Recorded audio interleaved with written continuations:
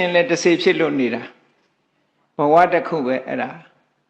နော်သုတိသွားတာနဲ့တပြိုင်နက်နောက်ကပရိသေဒီနှစ်ခုချားမှာဘာစိတ်မှမချဘူးလို့ပြောတာအချိန်ကာလအပြင်လည်းမချဘူး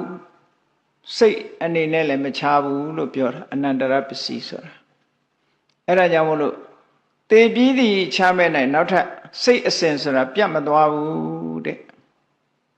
ဘဝဆက်ပြတ်မသွားသည့်အတွက်ကြောင့်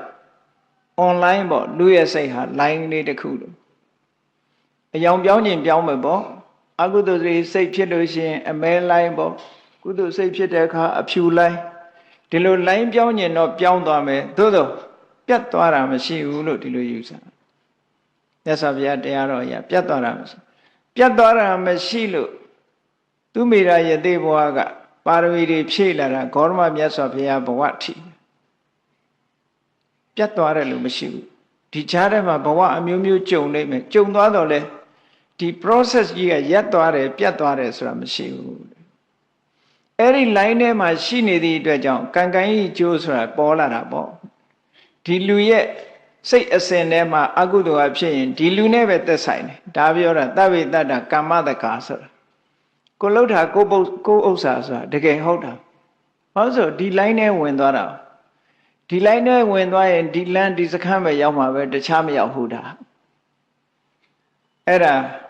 အနန္တရပစ္စယောတို့သမဏန္တရပစ္စယောတို့နတ္ထိပစ္စယောတို့ဝိကတပစ္စယောဆိုတာသဘောပေါက်လို့ရှိရင်ဘဝကူးတယ်ဆိုတာလဲခြားမှာဘာမှမခြားဘူးဆိုတာသဘောပေါက်ရတယ်ပေါ့စိတ်အစဉ်စိတ်ဟာပြတ်သွားတာမရှိဘူးယုတ်ကတော့တချို့ယုတ်တွေပြတ်သွားတာရှိတယ်ကမ္မဇယုတ်ကတော့လည်းမပြတ်ဘူးလို့ပြောရမယ်မပြတ်ဘူးဆိုရင်ဒီဘဝကမ္မဇယုတ်ကပါသွားတာမရှိဘူးနောက်ဘဝကမ္မဇယုတ်အစ်စ်ပဲဒီဘဝကဘာမှတော့ပါမသွားဘူးသို့တော့ line အနေနဲ့တော့ဆက်ဆက်နေတယ်လို့ဒီလိုမှတ်ပါသွားတာတော့ဘာတစ်ခုမှမရှိဘူးယုတ်လည်းမရှိဘူးနာမ်လည်းမရှိဘူး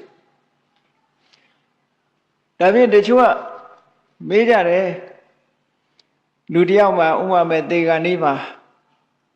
လက်အဖြတ်ခံရပြီးသေသွားတယ်နောက်ဘဝကျလက်ပြကြီးဖြစ်တယ်ဘုန်းကြီးတို့ကျောင်းမှာဥစဉ်တစ်ပါးရှိတယ်ခေါင်းမှာဓာတ်ထန်ရကြီး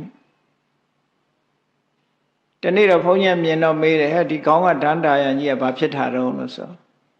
ဘယ်သူကဓာတ်နဲ့ခုတ်ထားတာလုံးဆိုမဟုတ်ဘူးတဲ့မွေးရပါတဲ့မွေးရပါဟိုဘဝကဓာတ်ထန်ရဒီဘဝဘယ်လိုလုပ်ပါလာတော့ဆိုစိတ်ဆွဲလန်းတာအဲ့ဒါစိတ်ဆွဲလန်းမှုကြောင့်ဖြစ်တာဥပါဒဏ်ကြောင့်ဖြစ်တာလို့ပြောတယ်သူစိတ်ထဲမှာခေါင်းမှာဓာယာကြီးဆိုတဲ့အနေနဲ့တည်သွားတဲ့အတွက်ကြောင့်နောက်ဖြစ်လာတဲ့အခါအဲ့ဒီအရာကြီးကအမှတ်ပြပြီးတော့ဖြစ်နေတာစိတ်စွမ်းအားဆိုတာအမတန်ပြည့်ထန်နေတော့စိတ်ရဲ့စွမ်းအားတစ်ခုဟာလူကိုလည်းအသက်ရှင်စေနိုင်တယ်လူကိုလည်းသေစေနိုင်တယ်တခါတော့ကြားဘူးတယ်